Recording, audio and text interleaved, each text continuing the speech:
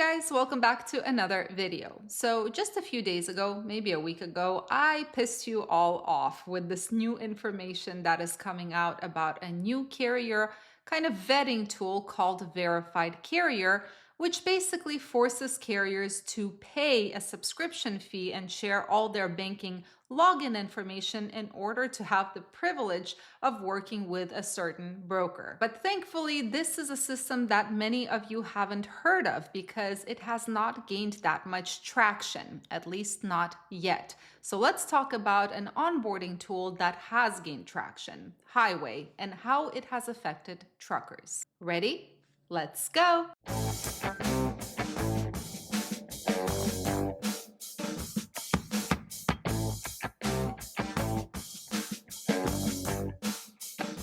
Now, the highway onboarding system is something that many carriers are familiar with. It was an onboarding system that was launched in 2021.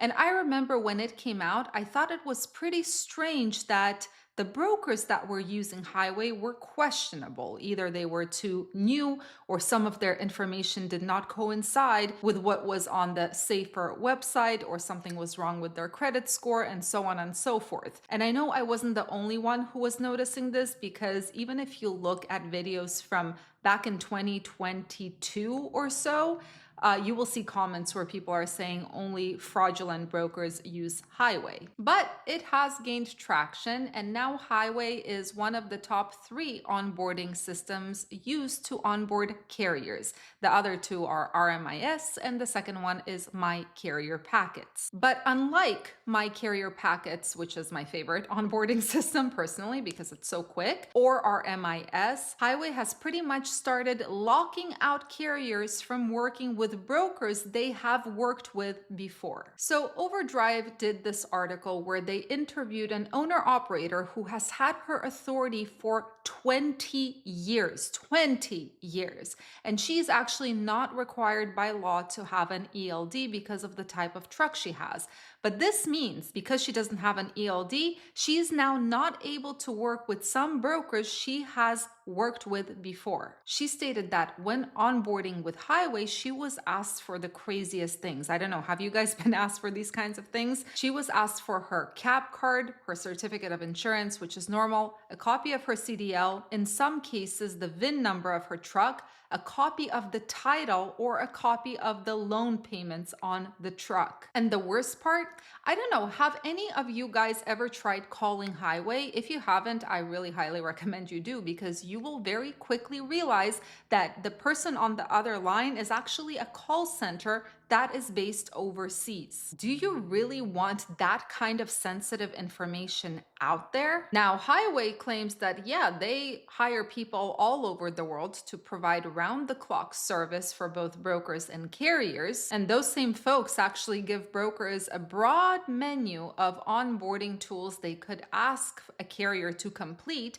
when onboarding with them. For example, and I'm going to share my story, I have been denied from working with a broker I have worked with before for having a California-based address. I have been denied for refusing to connect my ELD, and one of my favorites, I have been denied from working with a broker for the fact that I do not have reefer breakdown insurance, despite the fact that I'm a flatbed carrier. Someone in the comments said recently that we're moving towards idiocracy. Yeah, I think they're right. And if you haven't watched the movie, I highly suggest it. So the question is this onboarding system, Highway, infringing on truckers' privacy? Well, yes. One gentleman who did not want to be named out of fear of retaliation from brokers, which in itself is ridiculous. That is a big problem. But yeah, he did not want to share his name. He said, and I quote, "How do I know someone isn't going to come to take my truck away because they transferred the title because they have all the information? That's my concern. I don't mind giving them the last 8 digits of my VIN, but not the whole number, along with my driver's license, my picture, my address, all of that going through the internet." Now, we all know, if we were to ask some professional somewhere about these vetting tools, the purpose of these very stringent requirements and these vetting tools and vetting systems is to prevent fraud. But the question is Is this the way to do it? Make all carriers send their private information through the internet, which is unsecure at best? And why is it that the focus is only on carriers? Why are brokers allowed to? And I'm going to quote this from a guy who actually had this happen to him. The broker said to him, "We need you to send a picture of the driver's CDL as well as a picture of them in front of the truck with the MC and DOT number clearly visible. I need your driver to write 1426 on a paper or anything available and hold it up while in front of the truck. Once I have these, we can move forward." And the funniest thing is this was a broker that this person already worked with and was set up with. And all of these tools, they seem to get worse and worse as time passes by. From having to pay $10 a month in subscription fees and sharing your login information with verified carrier, to the upcoming carrier 511, which pins your exact geolocation when you respond to a freight guard, to highway, which asks for titles and bank loan documents. I mean, it's insane. Are there bad apples among carriers? Of course there are. There are bad apples everywhere, but where's the vetting tool for brokers?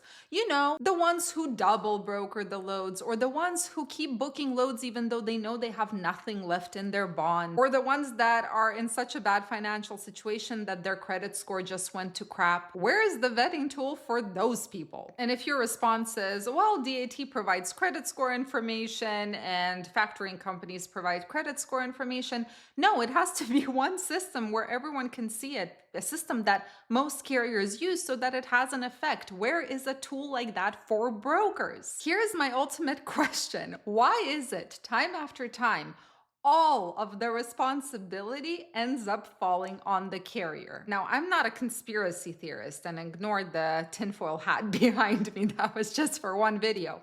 I am not a conspiracy theorist, but this is starting to sound something like it. Sometimes I feel like if you're a trucking industry professional, you're getting vetted at the same level as if you were applying for a job with the CIA. So question for you guys. What is the craziest vetting process that you had to go through? For us, it was with a broker that we had already worked with, but they had a requirement: please send a photo of your driver, a selfie where he's holding his CDL, which compared to some of these requirements doesn't seem all that crazy. Anyway, guys, thank you so much for joining and watching today. I hope you have a fantastic weekend. I might end up doing a live on Saturday. We'll see how my day pans out. I'm still unsure about it. But in either case, I hope you guys have a fantastic weekend. Stay safe, stay healthy, and keep learning. See you in the next video.